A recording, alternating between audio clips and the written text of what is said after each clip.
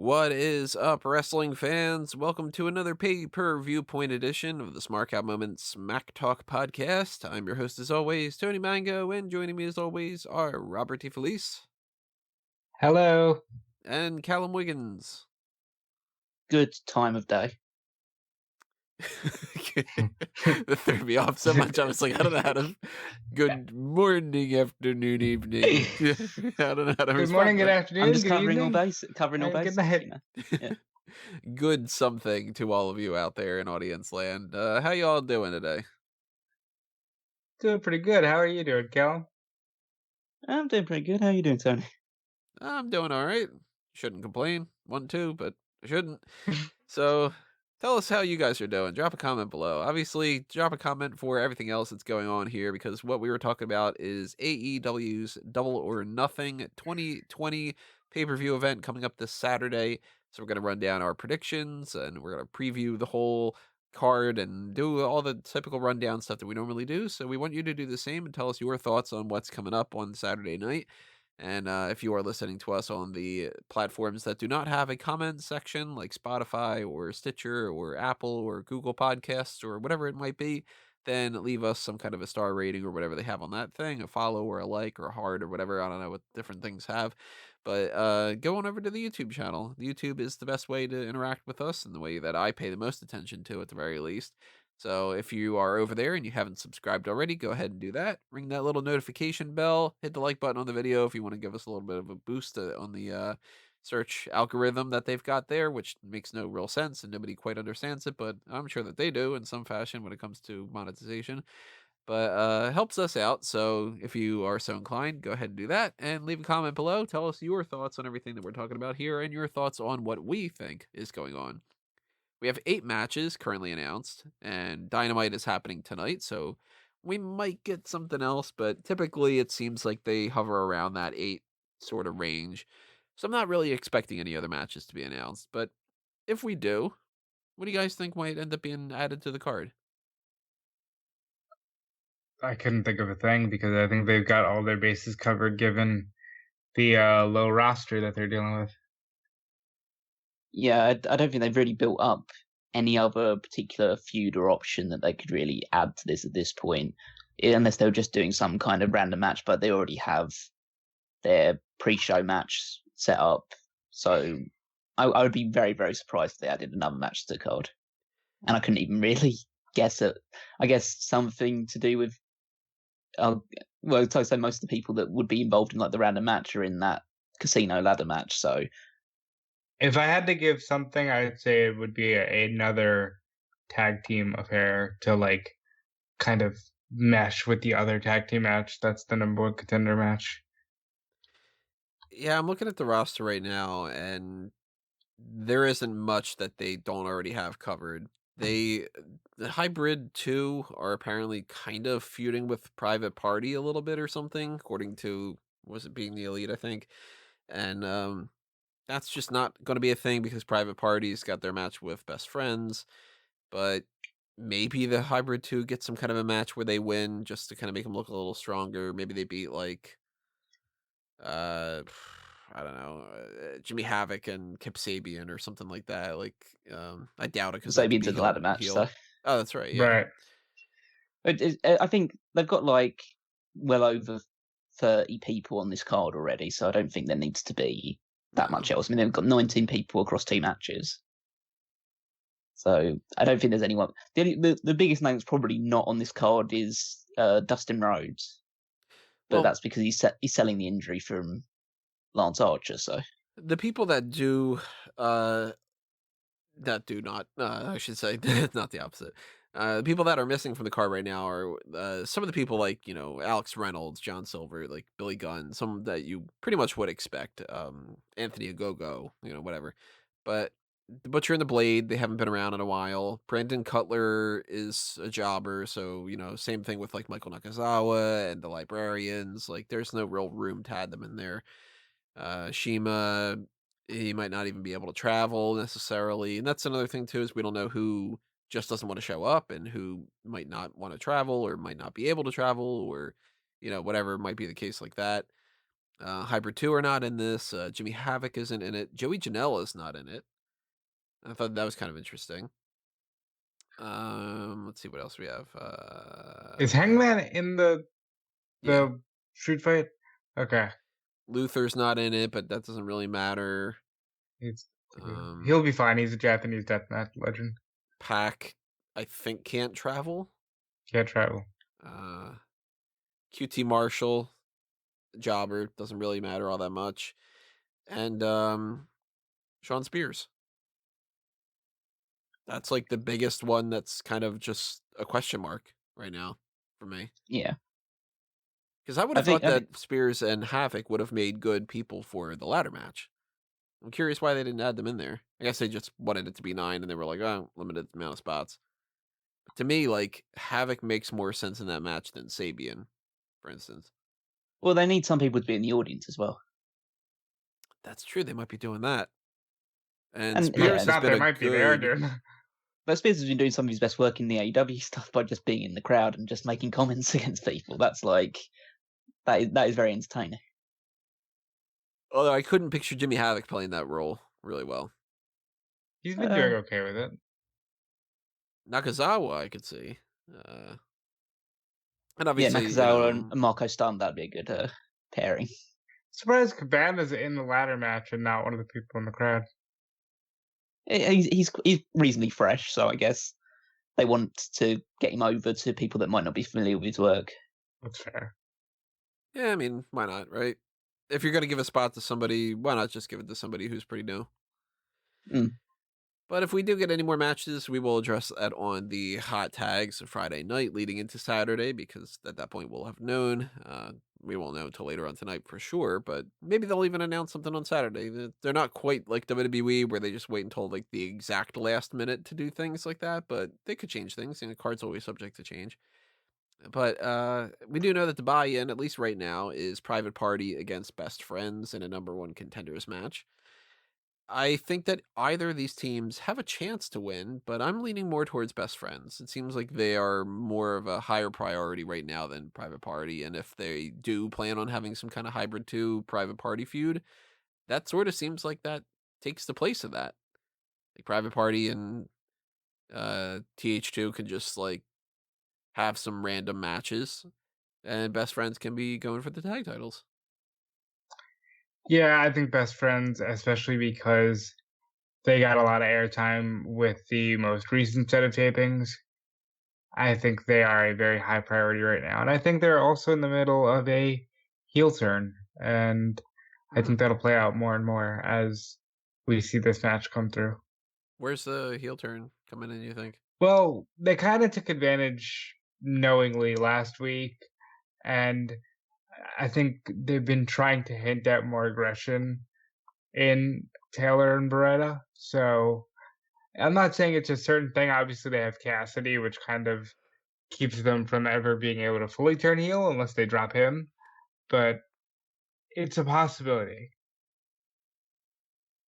I think it makes most sense to put Best Friends over in this one, just due to the fact that they are the most prominently featured out of 2 teams on Dynamite. I don't know. I don't watch Dark often enough, so I don't know if they've been building up Private Party there instead, because they really haven't featured on Dynamite pretty much at all since the lockdown started. Maybe once or twice, but nothing in a very major manner. Whereas you've had Best Friends against Kip Sabian and Jimmy Havoc in that street fight that they got a lot of time and a lot of exposure with. They've been having pretty frequent matches on TV with other teams. So logic would dictate that they would do it, but have they already faced Adam Page and Kenny Omega for the titles before? Or they faced Kenny Omega a couple times, and they faced Omega with Nakazawa.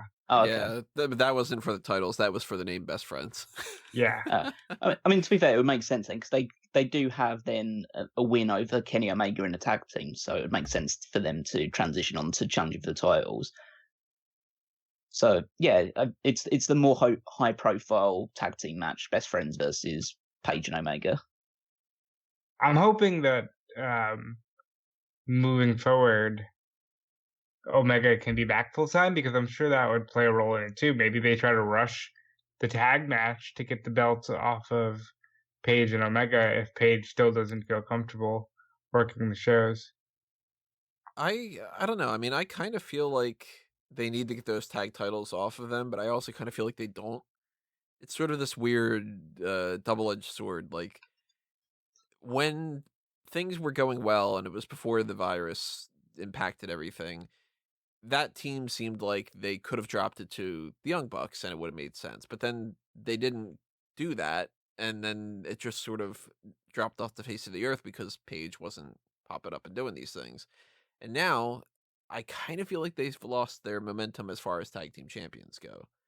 So if they were to transition over to the Best Friends as the tag team champions, then it's almost like maybe they can just skip ahead and start telling the other story that they would want to tell down the line, and Best Friends can deal with the tag titles, you know? I would buy Yeah, more Best Friends winning the titles, for instance, than if Private Party wins this. If Private Party wins, I'm just assuming that they're losing the tag title match. Right, I would agree with that. it'd be too much of a hot shot to give the championships to Private Party immediately. Yeah. Also, I'm just not as big of a fan of Private Party. I like I mean, to be fair, I like Best Friends more of I like Chuck. I'm not Chuck. The opposite of what I'm saying. I like Trent better than Chuck.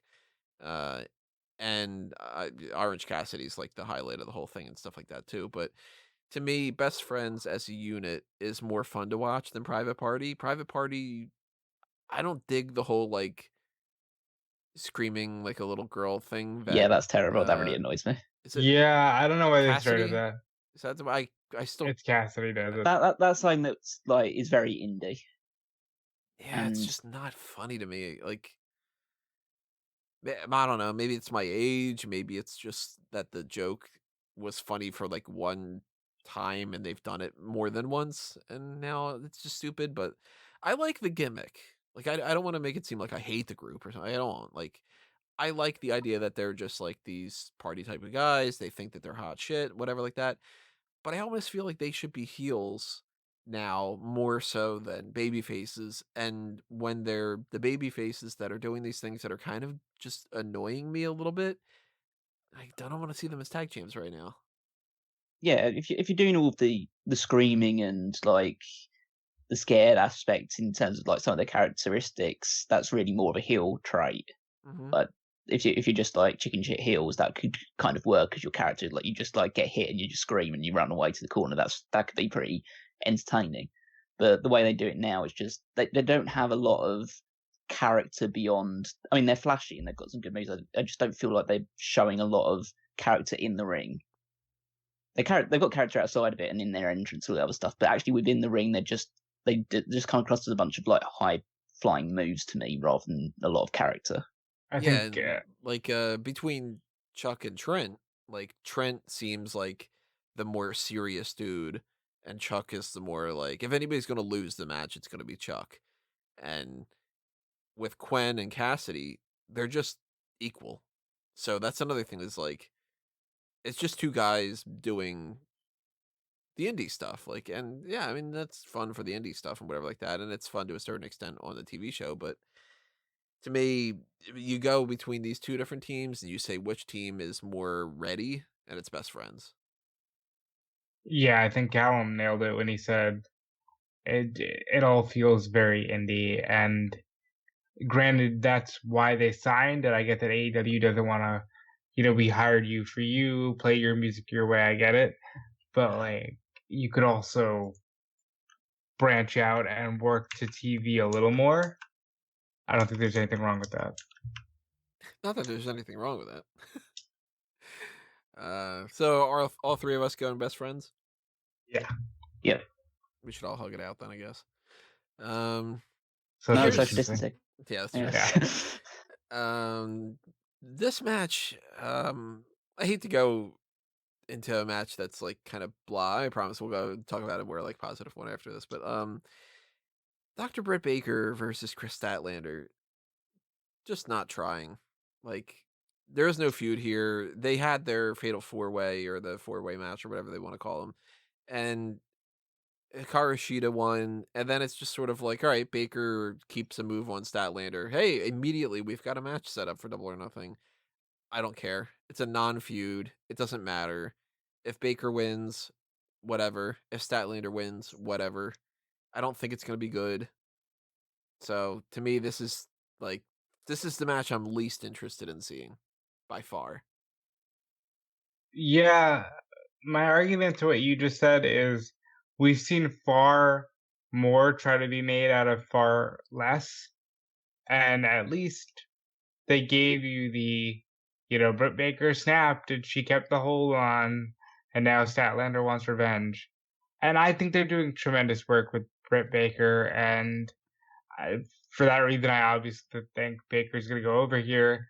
Statlander needs to find her footing again because she lost a lot when they decided that, okay, we're going to listen to the fans and just pull the plug on the Nightmare Collective. So Baker wins here, Statlander gets a good showing, and I'm not offended by the match.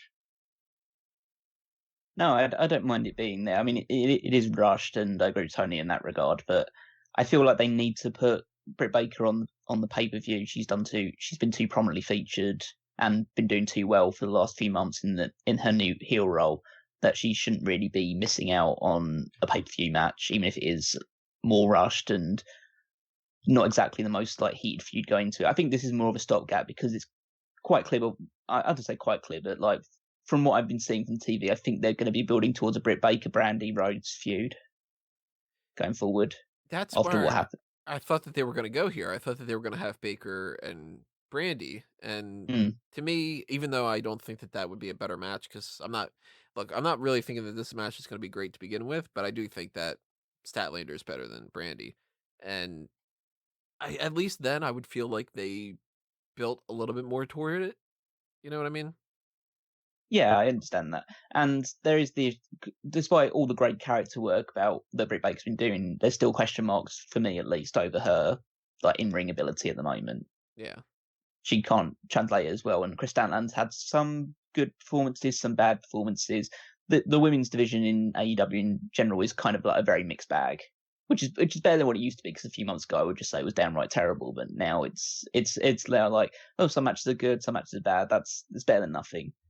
But I can't see this match being super great. But I think the most likely outcome is you have Britt Baker win, and then you carry forward with whatever angle you want to put forward for her, because she's at the moment the ready-made star out of these two. With the benefit of hindsight, I wish that they would have gone with Big Swole as Nyla Rose's first challenger, and then at Double or Nothing, Statlander versus Rose. Big Swole hasn't worked since the pandemic. Well, I mean, that would have been at Revolution. Wow. Right. That's right. We did have a pay-per-view. That feels like a long time ago. It doesn't, yeah. It feels like Full Gear was the last one. Although Revolution's one, February, I think it's when it was. It was February. It was right before everything shut down. Yeah, so I mean, they obviously didn't know that there was going to be a pandemic and all that stuff, and maybe that would have changed things a little bit or something. But I feel like that's sort of been, if you could go back and do that, I would do that a little bit. And then Baker could be having her Brandy Rhodes thing here or something like that, or whatever. But I do think that since Baker is far more prominently featured than Statlander recently, then Baker wins this. Yeah, Baker wins. Absolutely. Yeah, Baker wins. Now, equal playing field, they didn't do much to build that, and they also didn't do much to build MJF against Jungle Boy. They had this whole thing with MJF having career-threatening injuries. One of them was a horrible, horrible hangnail, and this dude he powered through, and he ended up suffering another injury. He nicked his neck when he was shaving, and you would think that he just calls it quits at that point, but with the power of determination and a whole lot of heart, he got through it, and MJF is back, and they announced, hey, you're going to fight Jungle Boy. And that's pretty much it, but the opposite of the Statlander and Baker thing, I think that this match is going to be a hell of a lot of fun. And I'm really looking forward to it, because I think that MJF is going to play up his heel role really well. Jungle Boy is a great babyface. Jungle Boy can flip around. MJF can look strong, because MJF's not like the biggest, monster type of guy, but he is going to be bigger looking compared to Jungle Boy, so that'll boost his credibility a little bit there. And Jungle Boy will fight a really good fight and end up losing and tapping out to MJF, and all's well.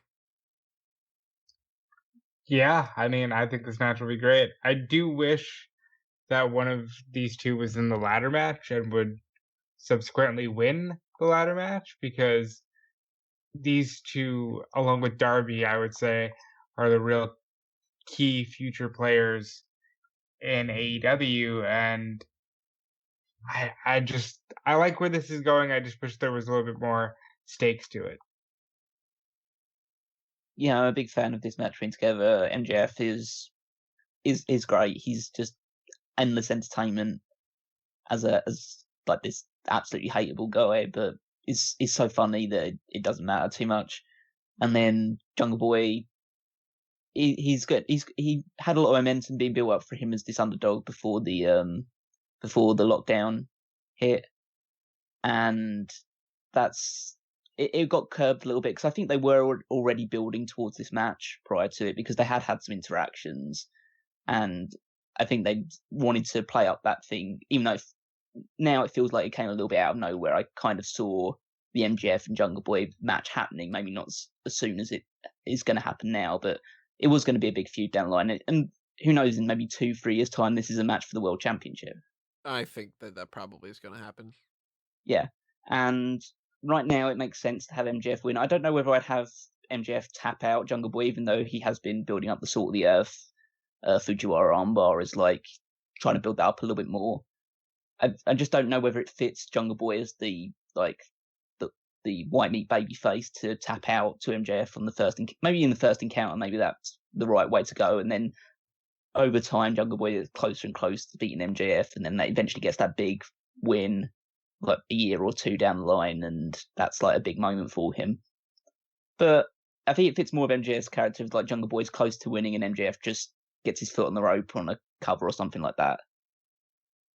It just like seems to be his heel shtick coming through in that regard. I think it's pretty clear that MJF's going to win though, out of the two of them. I think it'd be a bit odd to have Jungle Boy just win over MJF really quickly. If I had to guess, I would say Wardlow plays a factor in the finish.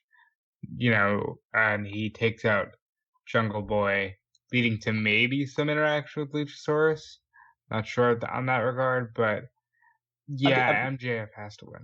I'd be really up for it. I mean, I haven't seen a lot of Wardlow before. I have seen they've been building him up pretty well as like this monstrous character. So him against Luchasaurus could be fun. It's like a future thing. See, I don't think it's going to be Luchasaurus. I think it's going to be Marco. Because I think that if Jungle Boy has Marco with him ringside and MJF has Wardlow, there's a big disparity between the two. And if Wardlow can throw Marco Stunt around like a rag doll, and then eventually on the next episode of Dynamite or the next episode after that or something like that, maybe they do Jungle Boy and Marco against MJF and Wardlow. They beat the crap out of the two. And then it's like, all right, well, you beat the crap out of Marco, but that's one thing. Next week or the week after, whatever it is, Jungle Boy is going to team with Luchasaurus. And now it's an even playing field kind of a thing. You know what I mean? I'm really Luchasaurus is in the ladder match, so yeah, he's already got something going on tonight. Yeah. And I think they're going to murder Marco tonight, though. I think we're recording this on Wednesday. I think MJF is going to get in there with Marco, and I think Wardlow is going to have a lot of fun throwing Marco around. I'd say I'm really high on Marco Stunt right now. Just think that he's because he's so good at just playing the babyface jobber that just gets his ass kicked constantly. He's the modern day Spike Dudley. And I just think that's he does such a good job despite like the severe height problem that he has. No, he knows his role and he plays it real well. Is it possible to be high on Marco Stunt? Well, it's only possible to be high on Marco Stunt. Yeah, you can't be high because he's so small. Yeah, we're all going MJF winning here. That's one of the easiest matches to call for this, but there is a slight possibility that Jungle Boy gets a roll-up or something like that. So if it happened, it wouldn't shock me. No, I'm going MJF as well. Yeah. Let's go to the AEW Women's World Championship match. It's apparently a no disqualification, no countout match. I completely ignored that when I was paying attention to their announcement of this.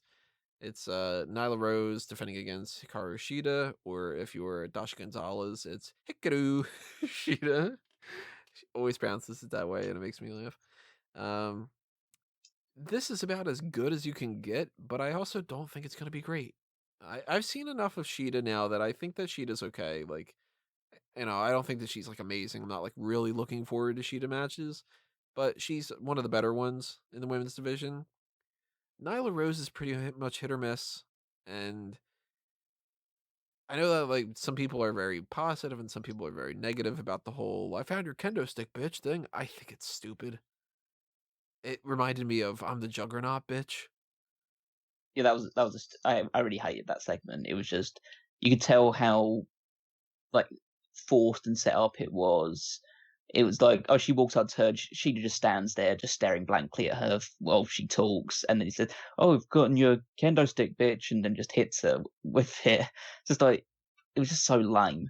And it's not something that I really attribute to a lot of what AEW is doing, but that just came across like a really lame segment. Yeah, I just want to know why Shida doesn't have a kendo stick on reserve. Like, that kind of bothers me. Like, Joe, you only have one kendo stick. Like, that is your one kendo stick, and you couldn't find another one in a weird. God. Which is more of the fact that she comes to the ring with a kendo stick, and she's known for wielding a kendo stick, and yet she so easily got it lost when she was in the middle of a match. It's I like know. Nyla Rose could just come up and pick it up and take it with her. It's like, okay, so this is your thing. You carry a kendo stick around, and yet you lose it as soon as like you get in the ring or whatever. Well, yeah, also, not very thought out, I would say. Also, I mean, Nyla Rose, you're feuding with her, and she comes up to you, and she clearly has something behind her back. Like she's holding something behind her back, visibly in front of you, and it's like, "I found your kendo stick. Oh, I wonder where she's got it." Is she gonna turn around and go, "It's right over here. I'll give it to you. We're all good friends." No, like that's just they could have done that better. Well, yeah, it was just so bad in the sense that you could tell that like she pulls it out, and then there's like a 2-second gap when she's deciding, okay, I need to hit her right in the head, so I need to try and get this like this right connection with it. So it was just too. It was too forced and too like badly put together. But it set in motion the idea that this would be a no disqualification match. So the idea will almost certainly be that Shida's getting hold of the kendo stick and is going to beat the crap out of Nyla Rose with it at some point. Yeah. Yeah. And that should be more fun. Because that, at least, you can have, like, more spots and stuff, and it's not just, like, a pure wrestling match. It's not going to be the greatest wrestling match ever, because apparently that's happening at Backlash. Ridiculous. But as far as, like, the winner goes, I'm about 50-50 on this, because I can see scenarios in both ways. Nyla Rose doesn't have a whole lot of challengers after Shida, from what I can see.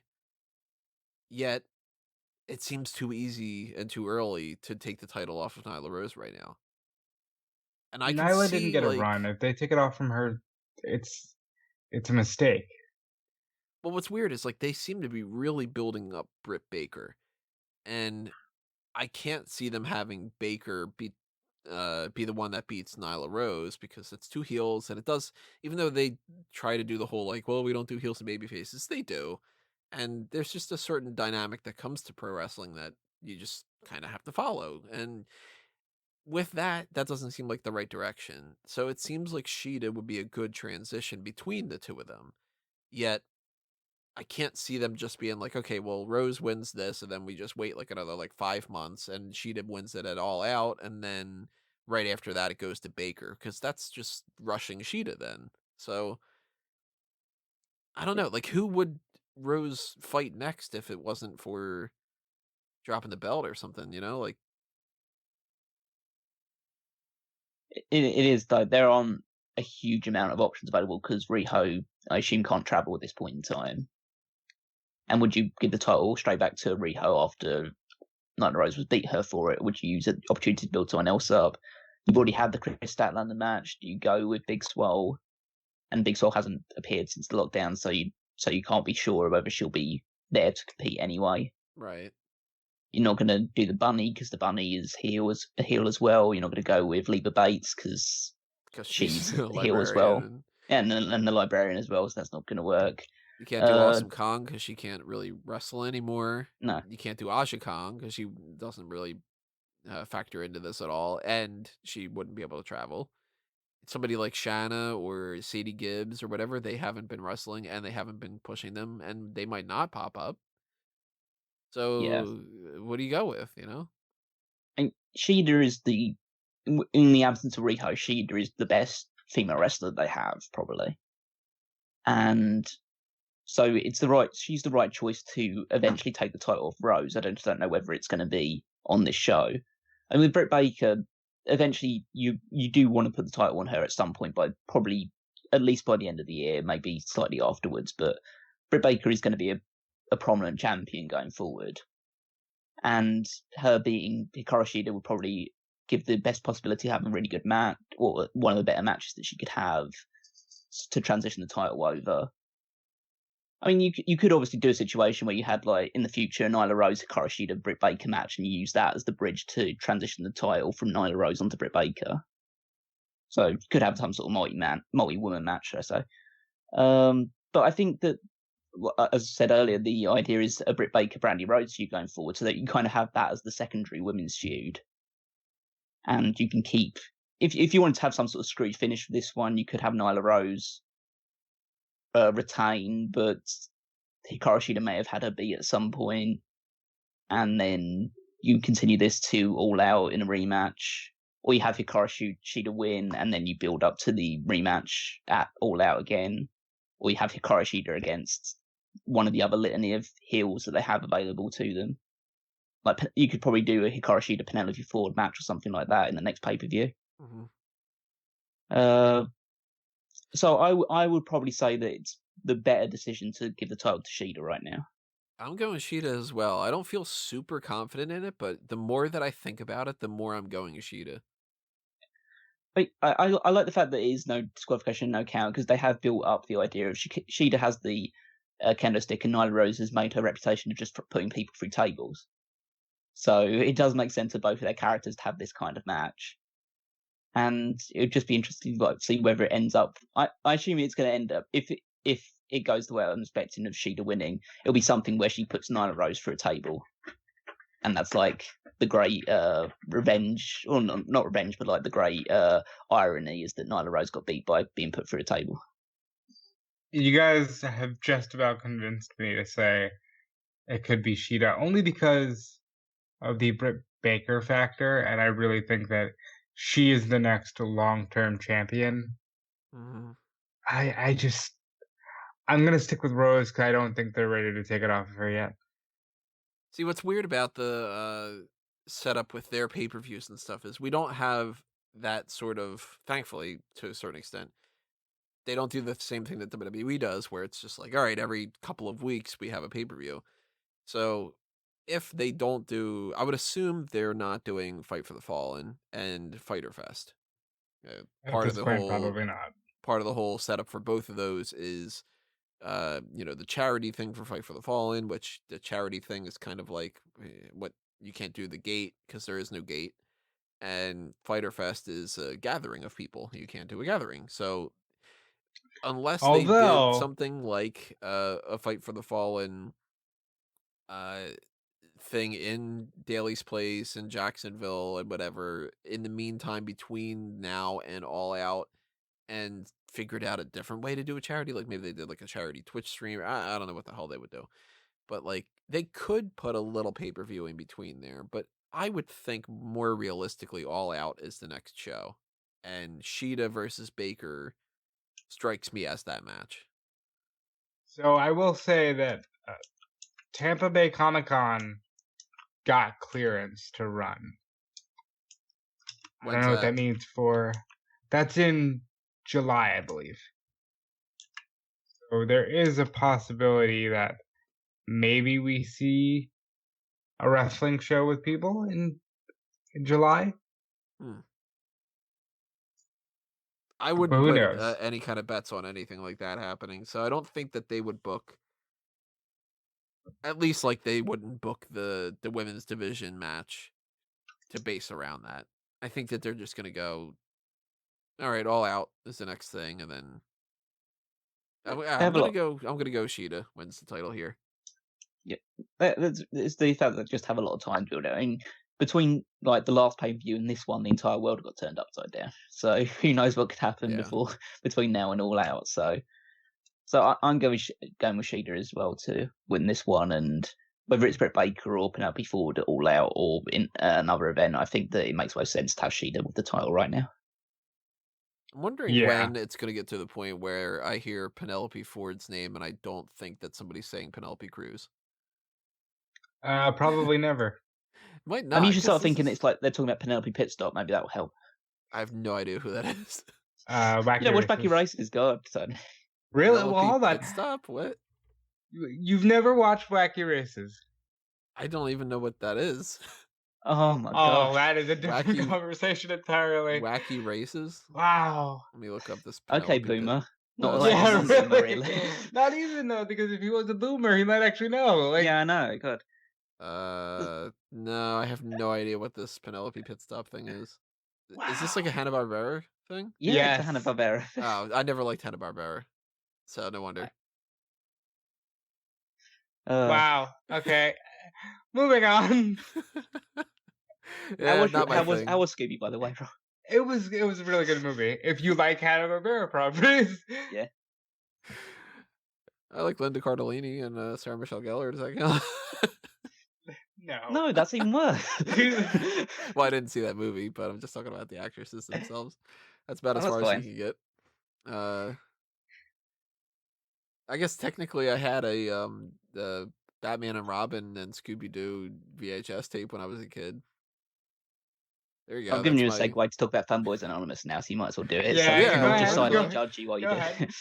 If you want me to check out some Hanna-Barbera stuff, or whatever, I don't know. There's the Pick Your Poison tier as part of the Patreon. If you don't know what that is, well, you pick it, and then we do it. That's why you donate, is to make sure that we do whatever it is.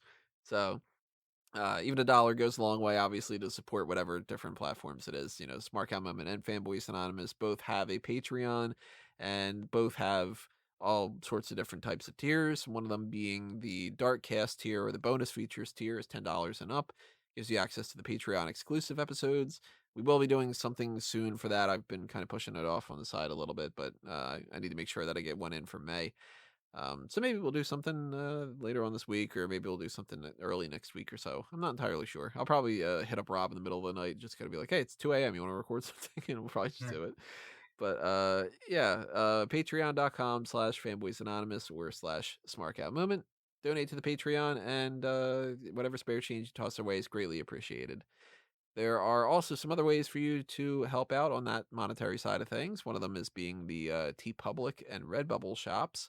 Those merchandise options, all the different designs and all the different products that you can put them on are all up on there. There's Fanboys Anonymous, A Mango Tees, and Smark Out Moment. I've been switching over all of the designs to where you can make masks out of them now. So if you want to get like the However Bell as a mask, and if you want to get something like I don't know, some kind of like comic book type of stuff, or like Flash Me, a little parody of the Flash logo or something like that. Just check out all the different merchandise shops. And obviously, if you don't know what Fanboys Anonymous is to begin with, go on over to fanboysanonymous.com and check out whatever is happening there. A lot of times it's just the Week in Geek, because that's the only time that I really have to dedicate to that stuff. But the more support that you show for Fanboys Anonymous, the more time I can dedicate to that. And the more that we can talk about things like, hey, Ruby Rose is apparently not going to be Batwoman anymore. Never really bothered to watch the show, but that seems kind of weird. And do some movie reviews and do some different kind of talk about like video games and TV shows, comics, and whatever like that. So yeah, fanboysanonymous.com. Hanna-Barbera is not popping up on there, but it might be at some point if you donate to the Patreon. Anyway, plugs out of the way for that, at least that little bit. Let's talk about the Stadium Stampede match. The Inner Circle is comprised of Chris Jericho, Jake Hager, Sammy Guevara, Santana, and Ortiz, and they are fighting the Elite. which has changed a couple times over the past couple of weeks, but this incarnation is going to be a little bit more of the proper Elite, but with a little bit of a switch. It is Hangman Adam Page and Kenny Omega, the tag team champions, Matt and Nick Jackson, the Young Bucks, and instead of Cody, it is going to be Matt Hardy. They've been doing some stuff recently. Matt Hardy has been kind of like firmly a supporter of the Bucks of Youth, and they've gotten some proper build with this, with their brawl all over Daly's Place. The Inner Circle won that, and that seems like they're just sort of kind of doing the same thing again. It's like a Falls Count Anywhere match, and it's the alternative to the Blood and Guts. I think that they really kind of just want to keep that going when they are going to have fans. And that makes me think that the Elite wins this.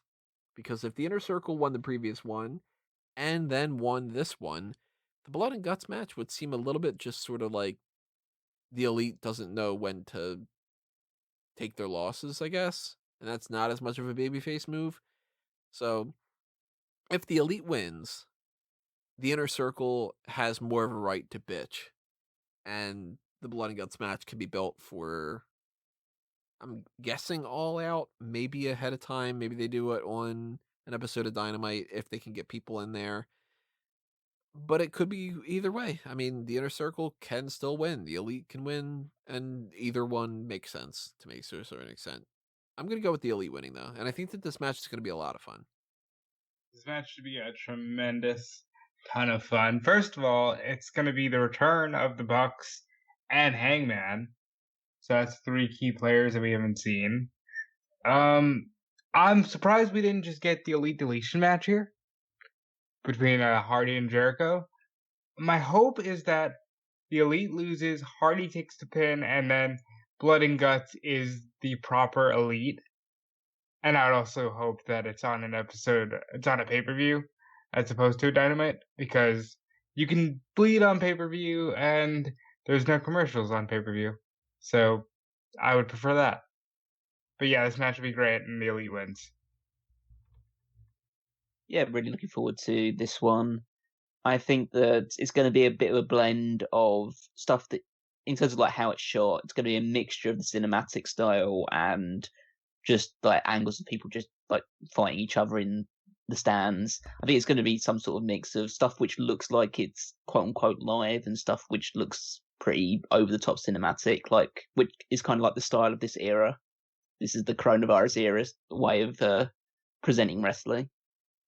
And yeah, I think it's going to be a lot of fun because there's so many creative minds in this match and so many people willing to put their body on the line. I'm hoping that Sammy Guevara does not get run over again, because I like him and I don't want him to like do something that's so unbelievably reckless that it ends up costing, not costing him like too badly, but just costing him like a bad injury or something that takes him off TV for a while.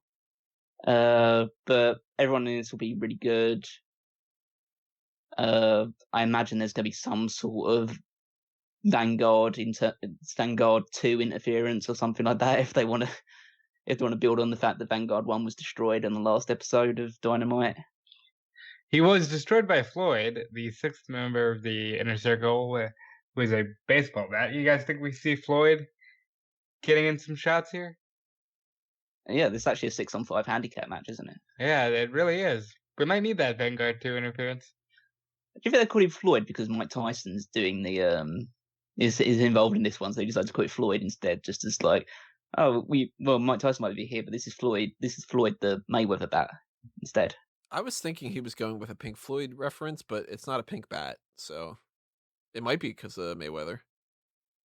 I'm just thinking what because someone like Jericho would know why it's called Floyd. I just don't know what the reason is for it. It could be a Pink Floyd reference, but he knows why it's called that, and I want to know why it's called that. Did we ever figure out why Mitch the Plant was Mitch? No, but Moxley's a weird dude. Moxley probably just was like, I don't know, Mitch. Maybe you thought, it's a green plant. Mitch was a member of the Spirit Squad, and they were in green, so we've got to call it Mitch. Oh, maybe they're somehow related. I don't know. But But I mean, if they are going with the big cinematic style, it's got Matt Hardy in it, and Matt Hardy is the archetype, like the founder of the cinematic style match. So I can't see this going wrong with the people involved, especially with the Inner Circle doing their Brady Bunch skits recently, because there's going to be a good blend of stuff, which is going to border on too silly, which might be a little bit too much, but I think that it's going to be made up for the fact that there's going to be a lot of cool spots, a lot of just fighting around the stadium. I imagine for the most part, this is going to be a mixture of like have Santana and Ortiz and the Young Bucks pair off, have Omega go with Guevara and Page with Hager and Matt Hardy and Jericho, and then just split off into different areas of the arena to fight out. So we'll see transition to Matt Hardy and Jericho fighting in like a bathroom or whatever, and then it's going to move over to like the Young Bucks fighting Proud and Powerful in the stands somewhere, just jumping down the stairs or whatever. It's just going to be a lot of like transitions from one place of the building to the other. Do you guys think it's going to be better, worse, or on par with what WWE's done recently with their 3 cinematic matches? Better. Well, it depends which one, because they've had. I mean, what are you classing as their cinematic matches? The Boneyard match, Firefly Funhouse, and the Money in the Bank. Okay, I think we need to just establish that the Firefly Funhouse match was not a match. It's very cool, but it was not a wrestling match. They classified it as a match, you know? See, I also add like I think Ciampa Gargano is also a cinematic match. Yeah, I like that. To a certain extent, I can see that. I think this. I don't know whether like in terms of ranking them in terms of best, the Boneyard match is the best out of the ones that I've seen. So it will need to be up to that sort of standard. So I think it could easily be that up to that level. I just think it's going to be fun, and fun is what we need right now. I think it's going to be better.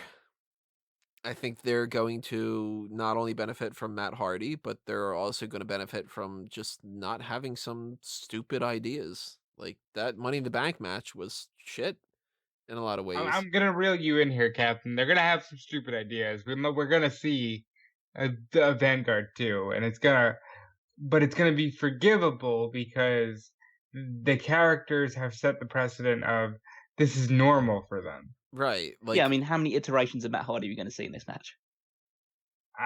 I actually, funny enough, I am least interested in the Matt Hardy element of this. Well, you might be disappointed then. Like, to me, the Matt Hardy gimmick, like, sometimes it lands really well and sometimes it doesn't. And I'm more interested in seeing what Jericho does than anything else. I think he's, like, the key to making this match. Oh, Jericho will be amazing in this because Jericho is amazing. Mm-hmm. But I'm most interested to see if they decide to use this opportunity to continue to build, because like tension between Adam Page, Kenny Omega, Matt and Nick Jackson, because they haven't really resolved that. They said they were going to work together, like when the idea was they were going to do the Blood and Guts match, and Adam Page like tipped his beer to the other guys to make it seem like he's on the same page with them, but they haven't really resolved any of that tension. And so maybe we'll see whether that's evident or whether there's signs that they've gotten back on the same page together, or and whether that would be the thing that gives the Inner Circle the advantage and ends up with them winning. But I think it's like Tony said, because the Inner Circle won the previous match between Jericho and Guevara against Hardy and Omega, I think it's likely that the Elite will win this one. And if they don't, it'll be because of the Page stuff. And then they'll just start working that in and then have to rebuild back up to the idea of we have to set aside our differences and win the Blood and Guts thing and stuff. So either they retread familiar ground, and that's okay considering the circumstances, or they just go straight to, now we're working okay now, then the hell with it, we have a big ass cage, let's do that. Well, I mean, there is I think this is only like a slight possibility, but the idea of Page turning on the rest of the Elite, and that explains his absence, and then you could have a situation where Kenny Omega has to defend the tag titles on his own against Best Friends, and that's how you transition the titles onto Best Friends. And you continue the Page, and you kind of build up the Page and Omega feud from that point. I think if Best Friends were heel, I'd buy that more. But I actually don't think that. I think Rob, you were the one that said you thought they were transitioning to heels. Yeah, I think there's an open door for that. I think See, it's more so them just kind of going like, "Hey, we're goofballs, but we're gonna lock down and be serious too."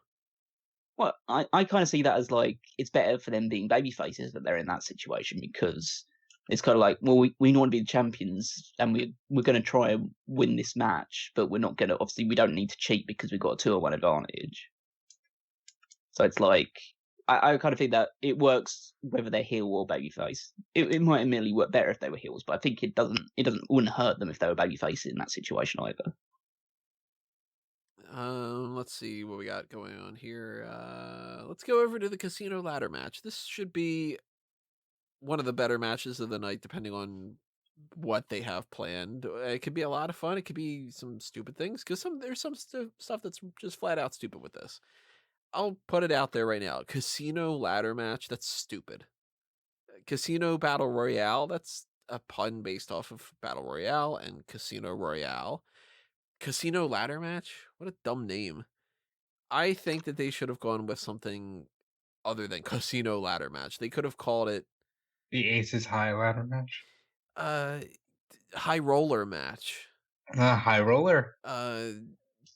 I'm blanking on some kind of things off the top of my head. I'm sure I could look through like some poker terms or something like that, and a roulette type thing or something, like, like they could figure it out. What about just like I'm sure the poker chip they'll be grabbing won't be blue, but you could paint it blue and call it the blue chip ladder match. Yeah, like that to me is better. And I know that that's nitpicky. I know that some people are just like, oh, for fuck's sake, like, why would you want to focus on that more than anything else? It's not the only thing to focus on, but I do think that they could have done better with that. And I also think that the idea of the poker chip thing is pretty dumb, and it's also not all super, super awful either. It's kind of 50-50, because this is clearly their Money in the Bank. And they haven't specified yet, as far as I'm aware, maybe they have, that this isn't title change for, or a title opportunity for any time or anything, right? No, this is just they're next in line for a world title shot. I thought. I kind of got that impression. It technically says that they'll just get a future world championship match. It doesn't strictly say they're the next contender. It just means they'll get one eventually. Yeah, so it might just be like, well, you become higher up on the rankings or something, and they might want it to be like he's cashing in this chip, just like cashing in the Money in the Bank briefcase. They could do that. It would be a little even more blatantly obvious that they're just calling this their Money in the Bank type thing and stuff like that, but we haven't seen what the chip looks like. That might look really dumb hanging up there, or it might look okay. I'm leaning more towards the idea that's probably going to look a little stupid. I don't like the interval thing, but it could work. I'm of two opinions about it, because to me, they seem like they're really into this idea of let's have everything be the Royal Rumble, and that cheapens a little bit of some things, and it doesn't work in some things. Like this ladder match, it's not going to end when there's two people, and if it did, that would be disappointing. So that sucks a little bit. But then again, maybe that adds a little bit of tension. How you guys feeling about the interval thing? I think it's something that they're maybe overdoing a tad with some of the matches that they've put together. I think as long as they explain it properly, because I feel like the argument with this one is that if you get the first two slots in this match, you have the quote-unquote advantage, because you can be the first people to climb up the ladder when there's nobody else involved in the match. But then if you get to the point where the ninth person is coming in, the ninth person becomes the guy with the advantage, because all the other guys have spent the last several minutes being chubber up with ladders. And so you can come in fresh and try and climb up immediately. So as long as they kind of explain it with that regards, then I feel like it can work.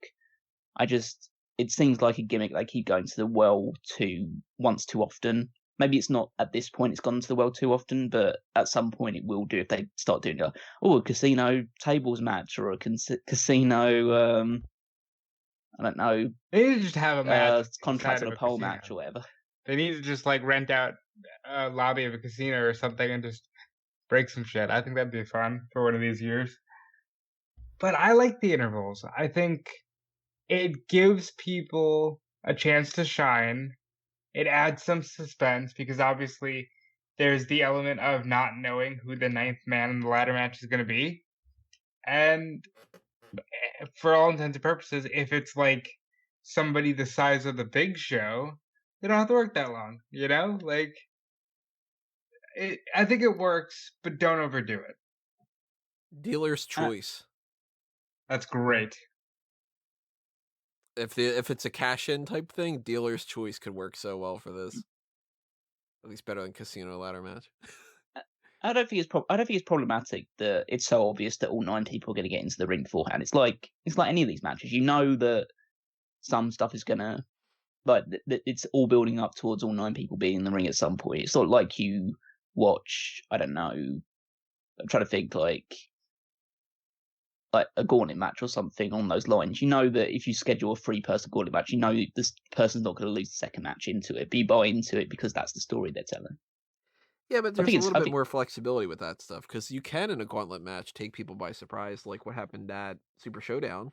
Like, we didn't really think that was going to play out the way that it did with Hard Truth and everything. And then you can do like beat the clock challenges where like somebody sets the pace in the first match or the second match or the third match or whatever, and then Royal Rumble even, like, you know that the Royal Rumble can't be won until everybody's out there, but you can have Brock eliminate everybody one by one, and this just seems to me like it's okay, we're going to have a ladder match where anytime somebody starts climbing up until the 9th person's out there, you're just like, okay, they can't possibly win. No, but I just don't feel like that's an issue. That's a huge issue because that's pretty much what wrestling is. Really, it's kind of like it's all you kind of know what the story's going to be in a vague sense going into. It's just how they tell it is different. There's a possibility that it ends up working out really well, and I think that one of the biggest factors for that is the 9th person. That's like one of the draws for this whole thing. So maybe not. If they try it out and it doesn't work, they can mess around with it in the future and maybe do something different. But at least they need a new friggin' name, because that casino ladder match is dumb. But we do have 8 people that have already been announced. Colt Cabana, Darby Allin, Frankie Kazarian, Kip Sabian, Luchasaurus, Orange Cassidy, Rey Fenix, and Scorpio Sky. And we have one person who's just going to be a mystery. And they're probably not going to announce that tonight on Dynamite. Obviously, if they do, we'll talk about that when it comes to not only the hot tags and all the updates to that, but I'll, factor in all my articles and stuff and have to change that around. Because right now I currently have the mystery person wins. I do think that there's a chance some other people do, but I guess let's do a quick yay or nay. Colt Cabana, any chance to win? Nay. No. Nay, 100% for me. Yay on Darby Allin. Yeah. Yeah, he has a chance of. Admittedly, he has had a world championship match before, so I think I don't think he will win it, but he's got a chance. I'm going nay on Kazarian. Nay. Yeah, he won't win it either. Nay on Sabian. Nay. Yep. Nay on... Well, no. Yeah, I know what you mean. Nay on Luchasaurus. I think. Yeah. I think he's got a chance. I don't think he obviously won't win the world championship, but I think that they could put him in a world championship match. I think they could put him in a title match, but they can do that at any other time. And I think he's playing the big man role in this match, as opposed to the winner. Yeah, I understand that. I just don't necessarily think that the winner of this match is going to win the title. No, I don't think that they are. No. But I think that Luchasaurus can just get a title match against somebody. Yeah, he can, definitely. Orange Cassidy, unfortunately, nay. No, they won't do it. I mean, the big spot is him getting close to it and everyone thinking that they're going to give it to Orange Cassidy, but it won't be him. Right. Yeah. Phoenix is a nay. He's just there to, have some fun. He's probably, out of the ones that are listed there, I think he's the second favourite after Darby for me. See, I think Scorpio Sky has a strong chance of winning this. I think it's odd that you've chosen like the 2 favourites to win are the 2 people that have already had world championship matches out of the. But that's why he's just going by what he's seen. Well, it's not so much that; it's the idea that they've done things to specifically build these two up. Like Allen has this whole thing with Taz, and they've pretty much booked Allen pretty strong. You know, he had that match with Cody is when he came in. He's had his world title match. He had the TNT title thing situation going on, whatever like that. But they protect Allen to a certain extent. And Sky, they've been doing those video packages here and there about him where it seems like they want to break him out into a singles role. And if he gets a title shot, then that can kind of transition a little bit out of that. I don't think he's winning, but my current rankings right now are Mystery Person, Darby Allin, and then Scorpio. So if I was to go that, I don't think Darby's winning because they are building that Taz thing, but to build the Taz thing properly, you need to have Darby Allin lose. Yeah. Because that's the idea of, like, he needs Taz to support, he needs Taz to show him how to be a better quote-unquote wrestler, or to be a bit less reckless in the ring. So I can imagine there's a spot where Darby has the match won, but he decides to do a coffin drop on someone off the top of the ladder, and he gets wiped out because of it, and that cost him the match. That's pretty much exactly where I'm thinking. I think that Scorpio could be one of the first two people, and they could tell the story throughout the match that he is like really got a lot of heart and determination and grit, but he comes up short. And Allen is the type that maybe he comes in like 3 or 4 or something like that, and he's reckless. And Taz can be like, "You shouldn't have fucking done that, tough guy," like, you know. And but that mystery person, I mean, you put a mystery person in a match, you got to start leaning towards that person, even if you don't know who it is, right? Yeah, I mean, that's the person that everyone is the most interested to see coming, because they'd have no idea who it is. And let's face it, with what recently happened in WWE, there's a lot of choices of who this could potentially be. Right. Not even saying that it's necessarily with somebody that was released, but you have to think that there's a high possibility that's one of the people that was released. Well, this is one of the main things I wanted to talk about for this whole podcast. We're not going to do like some 50-minute discussion on it, but all the possibilities. We've got Drew Gulak. I don't think it's going to be him. No, but I think that would be a bit sooner. I mean, I don't know how well AEW or anybody else would have known he was going to have his contract expire. Right. That's why I don't think it's going to happen. I mean, from what I've heard from, like, again, it's just like dirt sheets and talked about stuff, but it's not exactly dead in the water from what they've been saying that he won't come back to WWE if they can negotiate a good deal. Yeah. I hope that they can bring him back in WWE. I don't think that there's enough time frame for them to have known this ahead of time, because if you believe what some of the reports are, the whole idea that he got released only happened on Friday anyway. So it wouldn't be like Double or Nothing was built, weeks in advance, and they knew that would happen with Gulak.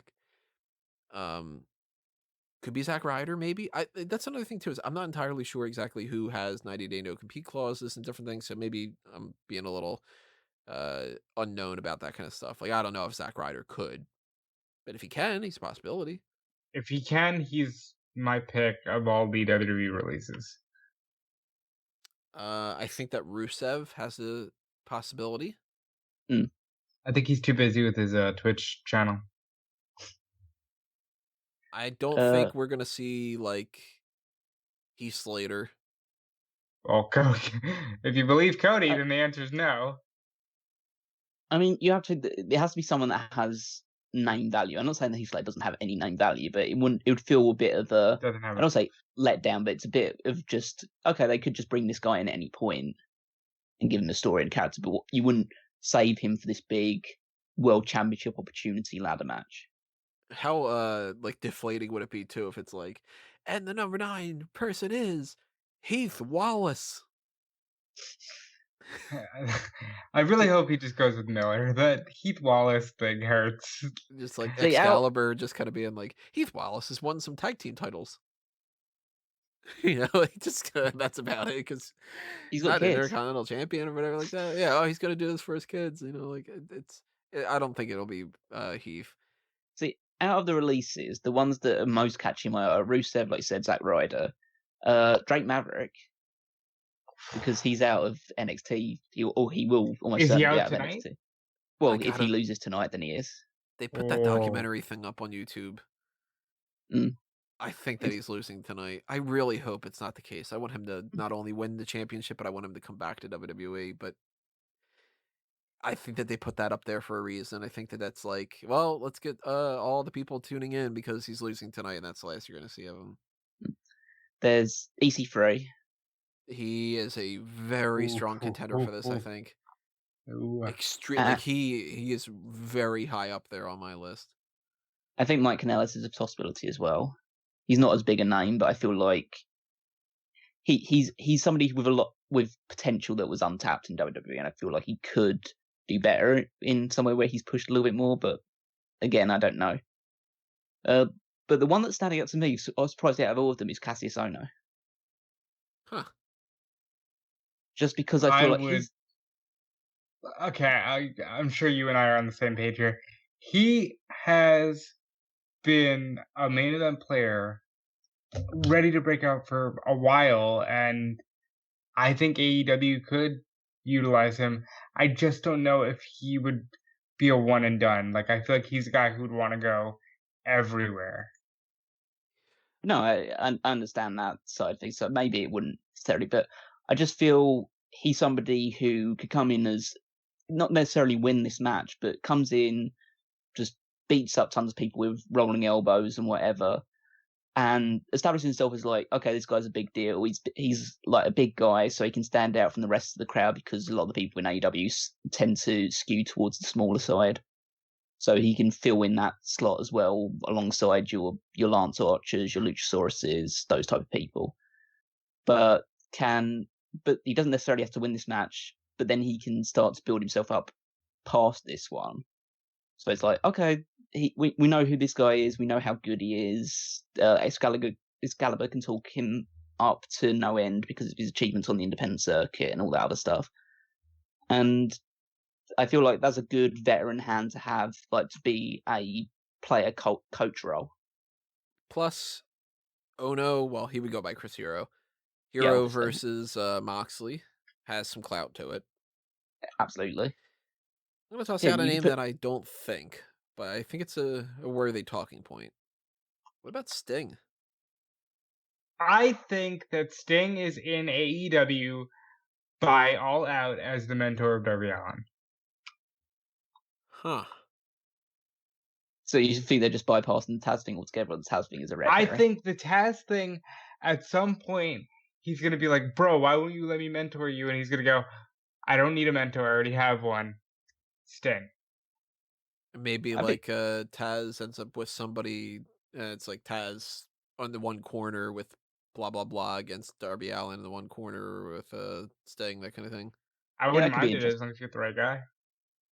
I could see that working with Rusev. Rusev seems to be a guy that you could kind of put into the Taz role. Well, not so much but somebody who Taz would look and say, yeah, this is my guy. He's tough. Yeah. He's tough, he's big, he's stocky like me. Miroslav. It's just kind of... But I think there's an outside chance Leo Rush. Just because he fits into this sort of match really well. If this wasn't for a world title shot, I would think that there was more of a chance, but I can't see them giving him a world title shot. Well, no. Well, Benoni, I mean, he's full breakout. Yeah. Cesar Benoni, man, they're gonna get him. But there's also interesting. It doesn't have to be somebody who's a former WWF guy or WWF. Wow. WWE guy. Yeah, that'd be going way far back. It's fucking Austin, Aldo Montoya.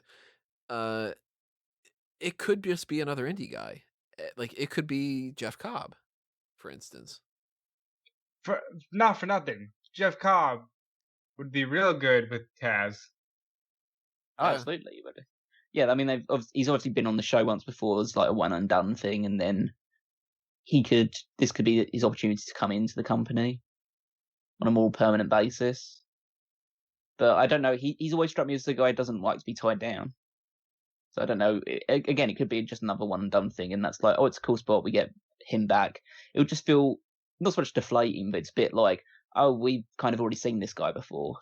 So what? You don't need to announce him as the mystery guy when you've already announced him in the previous match before.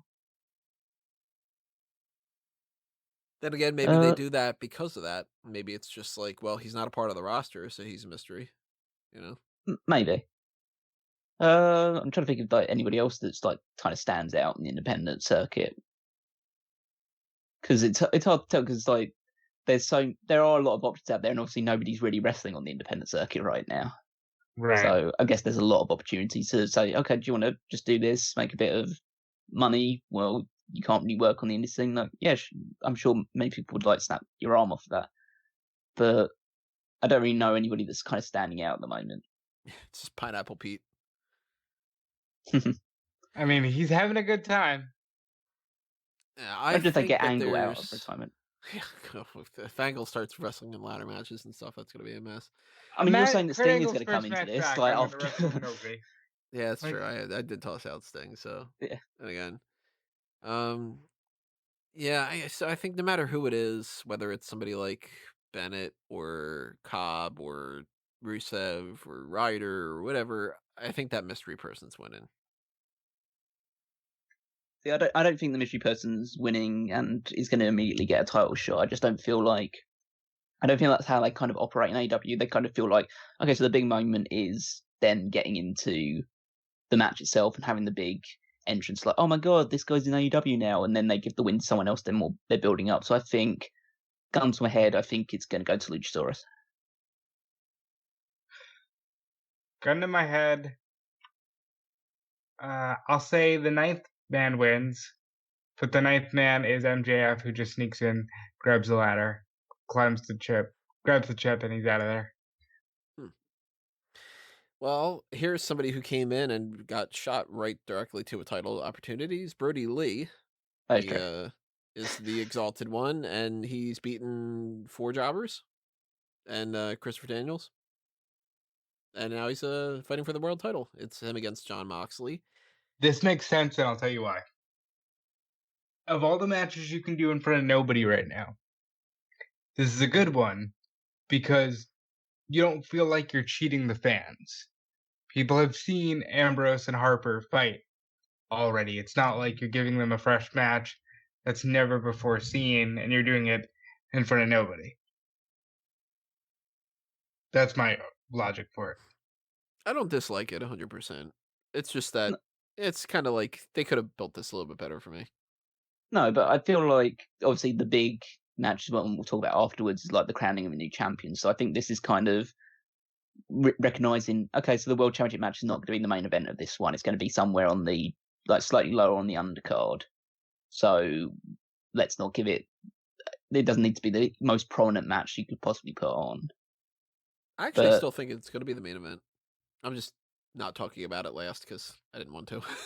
Oh no, that's fair. That's fair enough. But no, I just don't think they will go unlost. I feel like the Cody and Lance Archer match has been built up a bit better, but at this one, it does feel like Brodie Lee's been shot up pretty quickly. But they were pushing the Exalted One thing for a while, so he has technically been on TV for a long time. He just wasn't on TV for a long time because he wasn't signed.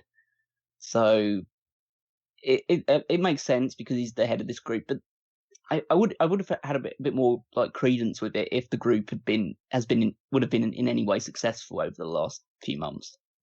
Or it's if not like Dark Order would have been attacking Moxley.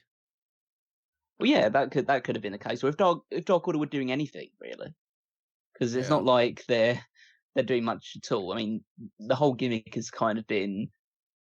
I mean, it's lampooning Vince McMahon. That's what Brodie Lee's character is. The obnoxiousness of them to insist that there is no relation to Vince McMahon here at all. It's not a shot at Vince. It's like, come on, guys. You're doing the whole, I hate that you're sneezing in front of me. There's only one person on the planet known for that. Between the suit stuff and the I eat first and all that, like, it's a Vince parody. Just admit it. I guess they try not to say that because they don't want to get in some kind of defamation thing or something, but it's like, no, come on, we know it. Just fucking admit it. What are you gonna next say? Like the VKM thing was, no, we really did think Voodoo Kid Mafia was actually gonna be, no, come on. Well, thank God it's a different company. Yeah, but like, it's that, and to a certain extent, I like that a lot, and to a certain extent, I don't, because the Brodie Lee thing to me, it's weird. Like, I like him as a performer, but I feel like he's got some weird ideas that don't mash up all that well. To me, for instance, and maybe this is just me, I don't know. If you say to me, who's intimidating out of a list, and you give me a name, Brodie Lee, I'm not intimidated by that name. That's like some surfer jackass, you know? Bruiser Brodie. Like Bruiser Brodie, he's got Bruiser in it. But Brodie Lee is just sort of, that reminds me of the character from Mallrats. And that guy was not intimidating at all. Funny as hell, but not intimidating.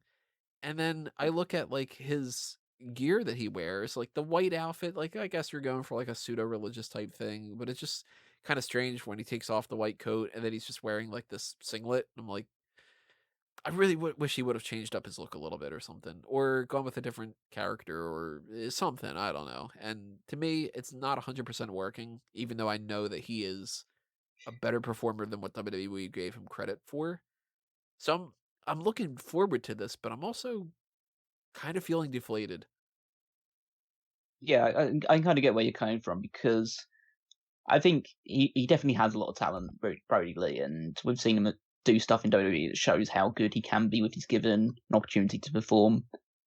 But I'm kind of been watching this as like, this is a guy he's had the shackles released, and he's coming in and he wants to prove that he could be the big star that WWE never allowed him to be. And I'm watching him thinking, just from what I've seen so far, feeling, okay, they were right to have you as a secondary guy. Because he's not striking me at the moment as, okay, this guy could be a main event level heel, or Right. be your top heel going forward. He doesn't strike me as that. He's continuing to strike me as a guy as, okay, he'd be a good second for somebody. And that's clearly not the angle they were going for when they made him the Exalted One. So it's not like that. Like same with Tony, it's like not working for me exactly right now. The other thing that's not working for me is this match is going to be a singles match. Whereas And these two guys, their styles are, well, Moxley in particular, but I'm sure Brodie Lee had a number of matches on the independent circuit for WWE which were hardcore based. Yeah, if this would have been a no DQ match, I'd be much more. They still have to see tonight. it. But they can't make this a no DQ match because there are too many no DQ matches on the card already. Yeah.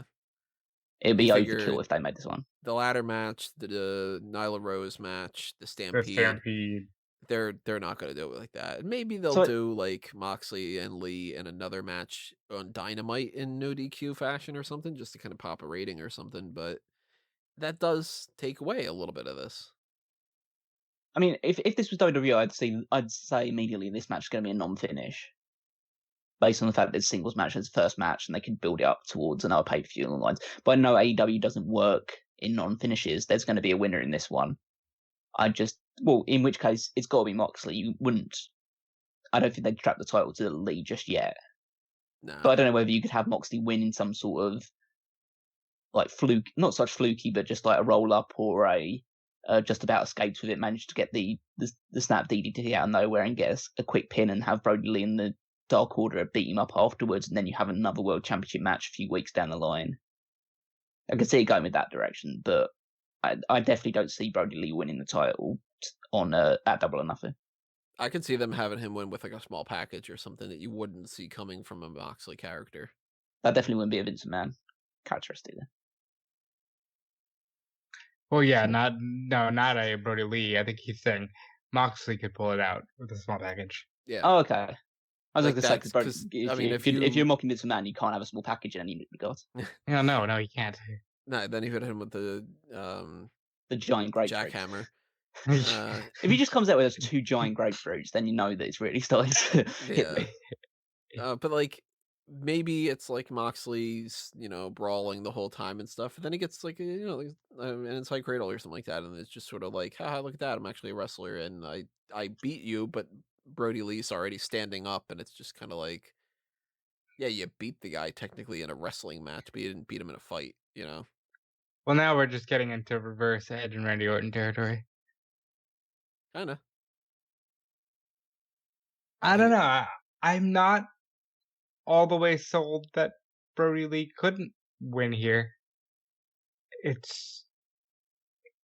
They might not be into hot-shotting the belt, but they might be into making some headlines, and taking the guy who was just released by WWE and putting the belt on him is a headline.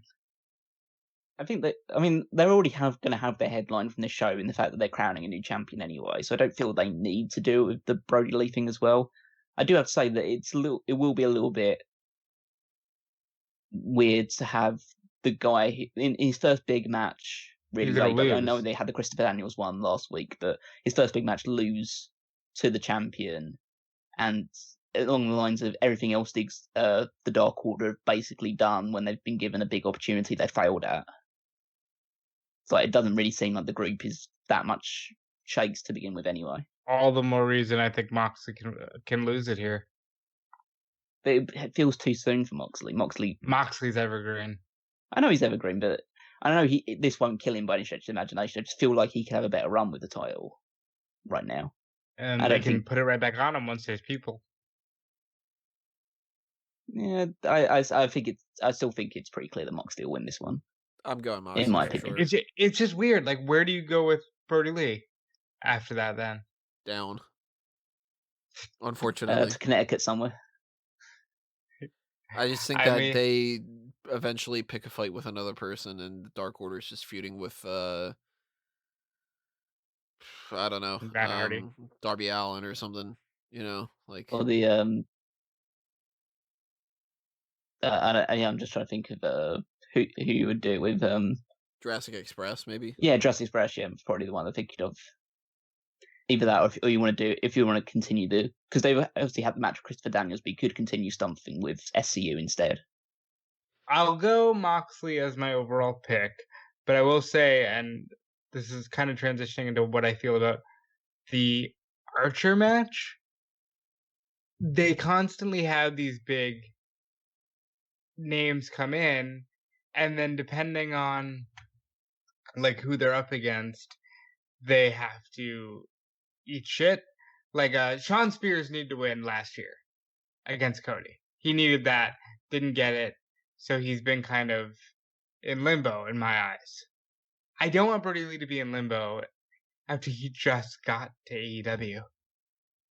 I think that's one of the flaws that AEW has that they haven't figured out yet, is they are rushing a lot of things, and they're kind of like, all right, we got this person in, and wouldn't it be great if they did this? And then it's like, where do you go from there? And they go, the next guy. And eventually they're going to run out of people to do that. So yeah, I could see at All Out, I could see Brodie Lee, Evil Uno, and Stu Grayson against Jurassic Express, for instance. I think they're coming into the issues of the fact they can't push everybody at the same time. Right. And when push comes to shove, they're gonna push. In more cases than not, they're going to push their own guys that got them there in the first place. Like the new guys will come in, they'll be given a bit of hype because they're in WWE, but unless they really want to strap the rocket to them, they'll put them in a situation like, okay, we'll give you this match with Jon Moxley for the title. That establishes you as like, okay, this guy can fight for a world championship at any opportunity, but then we'll push you down a level for a little while and then maybe bring you back up a little bit later on. But realistically, it makes sense that they're going to push some people. Like they've got established main event order of people like Cody and Jon Moxley and Jericho and Kenny Omega and people like that. Did they make a mistake by not utilizing Hager here or even MJF? I think MJF wins the title eventually, so I'm glad that they're not using him yet. Yeah, obviously, it wouldn't be an issue if he lost the title match and then was to win it somewhere down the line, but I could see MJF being the next champion after Moxley. So I don't think it's a mistake that it's Brodie Lee right now. I just feel like he should have been built up a bit more into like having some matches against really ranked people. Because again, it seems to fly in the face a little bit of this ranking system. And like Tony said, he's just beaten a bunch of jobbers and Chris Daniels, and he's now a world championship contender. Well, what about like a Jericho rematch? I'm just trying to throw out like possible, like you could have waited on Brodie Lee. I think they could have done Hager, but then you don't do the Inner Circle and Elite match. So, like, honestly, I think that match could exist without Jericho. I think the Stadium Stampede, if you take out, like, you don't have a Hardy with the Elite and you just do the Elite 4 and the Inner Circle 4, I think Jericho could still fight Moxley. Cody could do his thing, and then they could all come together again for the Blood and Guts. I mean, realistically, they could do a lot of different things. If they wanted to, they could build up Jimmy Havoc to fight Jon Moxley if they put enough effort into it. Like, they could play around. I don't think it's horrible if they're going with Brodie Lee here. I think the match could be some fun. But it is a little bit underwhelming, the fact that the character hasn't worked out as well as I was hoping, and that it's not an ODQ match. So I'm going Moxley winning, just because I feel like it would be weird to just change the title already. Yeah, Moxley. Yeah, Moxley as well. But we do know we're getting a title change in some fashion when it comes to at least the inaugural TNT Championship match. The tournament final is ending. It's Cody against Lance Archer. It's going to be presented by Iron Mike Tyson. I don't really know why, but whatever. Okay. Because they can. It seems a little odd. But that even more so reiterates to me, Cody has to win this. And he doesn't have to win it in the sense that, like, if Archer won, it would be the end of the world and it wouldn't work and all this kind of stuff. But, like, to me, an inaugural champion as a babyface makes more sense in some ways, depending on different circumstances when it comes to, like, Jericho made sense over Page, for instance. And Archer doesn't strike me as, like, a championship guy in the sense that Cody could bring a different sort of level of credibility to this. Plus, Cody is really harping on this idea that he's never going to fight for that world championship ever again, which I still think is absolutely He'll bonkers fight stupid. for it, obviously, at some point, but not for a while.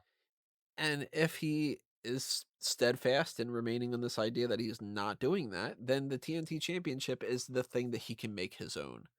He can't make it his own if he's just feuding with Archer for the next 7 weeks or whatever it is and then wins it. He should be the first champion, and he should make this his. That way, when it comes to All Out, Cody's defending the TNT Championship against somebody. He's defending it against, I don't know, blah, blah, blah. I like blah, blah, blah. He's got a shot. I think Cody also needs to win this because he needs to win the feud with Lance Archer.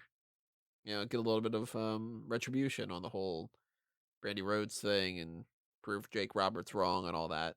So I am going Cody here. It's not the craziest thing in the world if Archer wins, but I feel like Archer's been built up so that Cody can beat him and be the inaugural champion. Well, here's the thing. I just said that Cody shouldn't have put himself over against Shawn Spears. Total opposite here. I think in the time since Dynamite has come on the air, the Elite guys have done this terrible job of establishing themselves as stars because they're so convinced that everybody watching knows who they are and they don't need to make themselves seem like they're the best in the world. So I think because of that, Cody and Kenny and the Bucks have lost a little bit of their shine from going into all this. Cody needs to win this belt to establish this belt as something worth having and to establish himself as a major, superstar who can win the big one and carry a championship. Lance Archer, I think, will live if we don't see Lance Archer as a champion. I feel like it's not really cut and dry who's going to win this one. Because Cody realistically needs to hold this title at some point if he's not going to fight for the World Championship for a very long time. So he needs to have his own accolade associated with him that he can, like Tony says, make his own, be the next, be a big star in his own right, because he deserves to be, because he's been probably putting a lot of great work in, and he's clearly one of, if not the most over babyface on the entire roster. So it would make sense to give him the title. But they have been building Lance Archer up really, really strong. This is the first match between the two in what could be more of an ongoing feud. But then again, AEW doesn't really do ongoing feuds that much. They build up towards pay-per-views, and then the next pay-per-view it's somebody else that person's been built up for in the weeks leading up to it. So it wouldn't be super shocking if Cody was to win, but it wouldn't be shocking if Archer was to beat him, and then they would have the match at All Out, and that's where you get Cody getting the big win, especially if there's the possibility that All Out will be in front of a crowd. And it'd be a bigger deal if Cody was to win and get that big adulation rather than have him win in front of nobody here. Also, I do have the sense of some level of, I don't know, irony or anything like that, about Brandy Rhodes being out here with a convicted rapist after she was talking about all the women's empowerment and all the other side of things, but that's neither here nor there. Jeez, Wow. with the hot Jesus take here. Christ.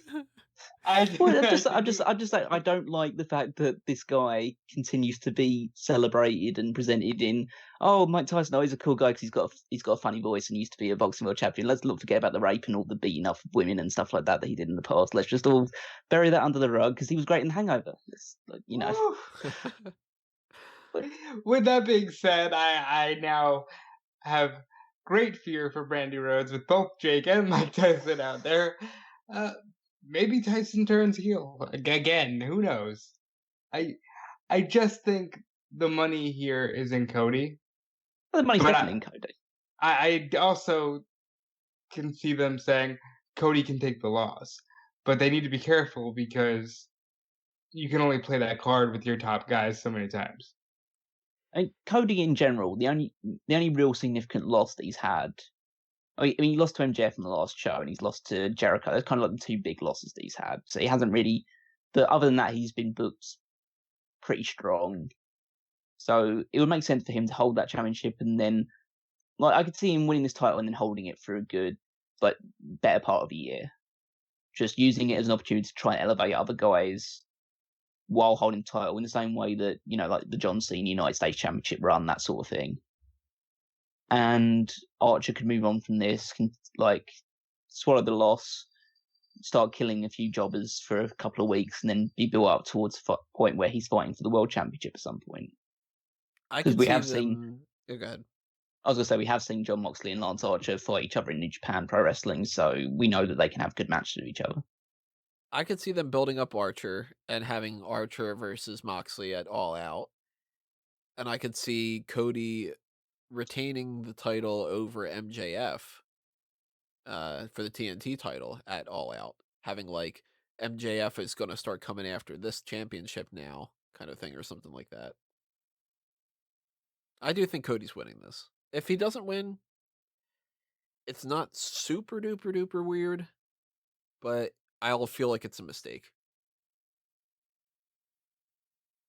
Yeah, I wouldn't necessarily feel like it's a mistake if Lance Archer wins this one. It's kind of a bit more of a coin flip for me because I feel like there's benefits in both of them winning. There's also drawbacks in either of them losing as well. So I would say, gun to my head, I think Cody will win this and there'll be like a big celebratory moment. But I wouldn't be shocked or necessarily too upset if Lance Archer was to win this one either. Now you guys both think that this is closing the show? No, I think Moxley is actually. I think it depends. Like, if you have Cody win, I could see it being the main event. If you're going to have Archer win, then you might do Moxley as the main event instead. So you have like the feel good ending. Yeah, I think that's fair. I see Moxley being the closer unless they have something screwy in mind there and Cody winning here. Actually, I could see the Stadium Stampede match potentially closing. There's a good chance of that as well. It's one of the three. It's not going to be a Casino Ladder match. And it's not No, going to be the other ones. that'll be the opener probably. I'm saying Cody at the end. What about you two? I'll stick with Cody, yeah.